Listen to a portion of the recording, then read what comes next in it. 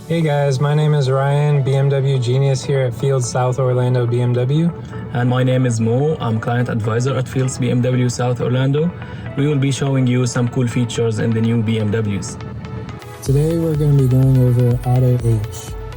This feature allows your car to hold itself in place upon stopping at a complete stop.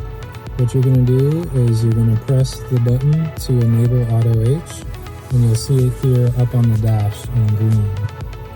What that is indicating that Auto H is currently enabled, and what's going to happen is when you come to a complete stop, you'll see the green park logo underneath Auto H. That is your visual indication that you're safe to let your foot off of the brake and know that your car is going to hold it in place until you press the gas to go. Thank you guys for watching. Thank you, Ryan, for the helpful information. If you guys have any question, let us know, and we'll see you in the next video.